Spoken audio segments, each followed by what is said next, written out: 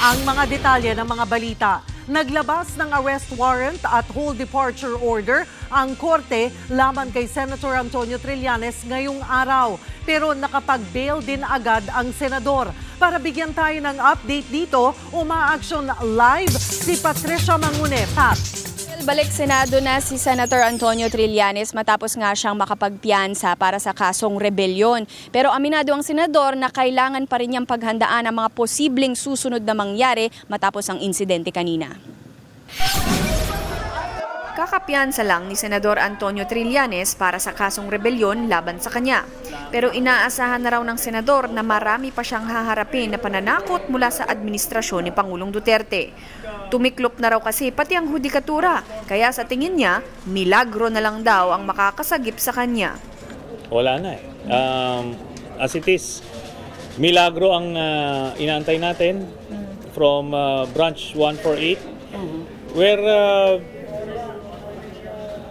kumbaga, slightly more hopeful, but we have to expect for the worst. Hapon nang pumutok ang balitang naglabas na ng arrest warrant at hold departure order ang Makati RTC Branch 150 laban sa senador. Naging tensyonado ang convoy papuntang Makati RTC Branch 150 kung saan nakapagpiyansa ang senador ng 200,000 piso. Pero bago ito, bumaba sila sa Makati City Police kung saan pinroseso ang kanyang mugshot at booking. Agad ding nakakuha ng release order si Trillanes matapos mag-bail, kaya't muling bumalik ng Senado. Wala pa raw kasiguraduhan kung makakauwi na ang mambabatas, kaya sa mga panalangin muna raw kakapit si Trillanes. Sa ganitong bakbakan, you have to expect for everything, you know? You have to expect the worst. Ang kalaban mo, demonyo, hindi ganun. Lahat ng kasamaan, expectin mo.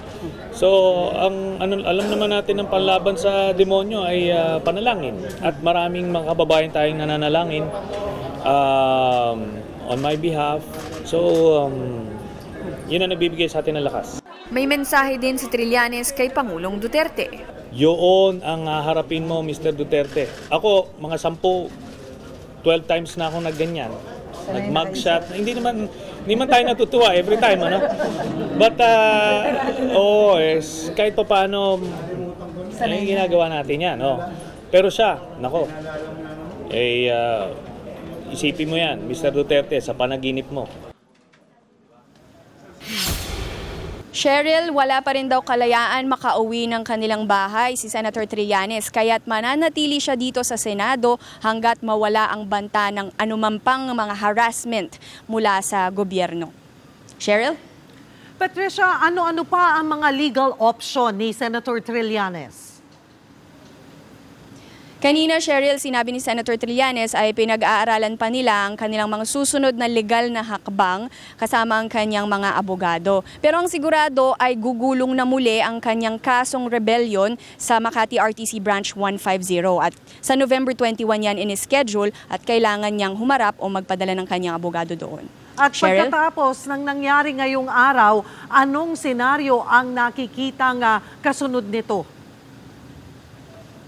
Cheryl, yung susunod na isa sa mga inaabangan ay ang resolusyon naman na ibababa ng Branch 148 ng Makati RTC pa rin para naman yan sa kasong kudeta ni Senator Trillanes.